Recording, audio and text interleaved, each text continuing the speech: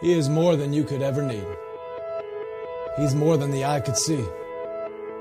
I don't deserve His love, but He's always been there for me. You see, Jesus met me when I was at my lowest. And if you don't know Jesus, know this. He is the greatest example of generosity this world of greed has ever seen. And when Jesus hit the scene, He changed the scenery and met diversity with serenity. If you're looking for peace, He offers plenty. Jesus was and Jesus will forever be King. And when the angels sing, they sing of the grace that was displayed for sinners like me. I can't explain Him and I can't describe Him. And if I could, He wouldn't be Jesus, because you can't explain eternity and you can't comprehend the galaxies. But it was the loving hands of Jesus who spun them into existence and created man, knowing He would go to the cross to pay our sentence.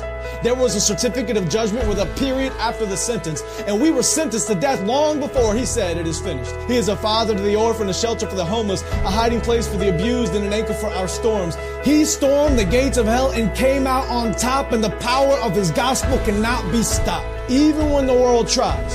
And they try a lot. He traded places with Barabbas and became the catalyst of missions across the world, covering every portion of the atlas. If you're in need of rest, I know of a mattress. If you don't know Jesus, your future is tragic, but He gladly embraced tragedy so we could live in His presence of majesty. His presence is presence, and it's His presence that presents preciousness to a world of peasants. He is far from pretentious, but still loves those who are. He is the light of the world and hung the stars. He brings the dead to life and delivers life to the dead. He took a crown of thorns on His head so we could put crowns at His feet, and I can't wait until I get to kiss His feet that were nailed to a cross for me and for you and for every person around the world. He loves the world, and I love His Word, because the Word became flesh, and in His flesh He demonstrated the Word to the world. He is an example to every boy and every girl. He is a lover of black people. He is a lover of white people. He is a lover of the unchurched and the assembly under the steeple. He doesn't see the believers' failures, but still takes time to celebrate their faithfulness. It's the power of the Spirit that enables us and gives us boldness when the world labels us. And if you want to label me, please call me a Jesus freak. And if that freaks you out, good. Because it's better to be good with God than to fight being misunderstood by a world that could never understand.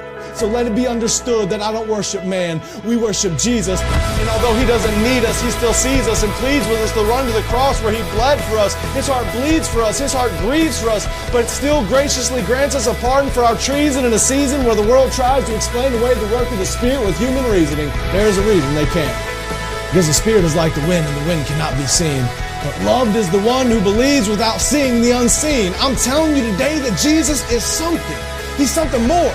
He's something great. And if you want to know Him, you don't have to wait. He stands at the narrow path with a key to the gate, and you only have to reach out and embrace His grace. I don't care who's president. I have the King who is always present.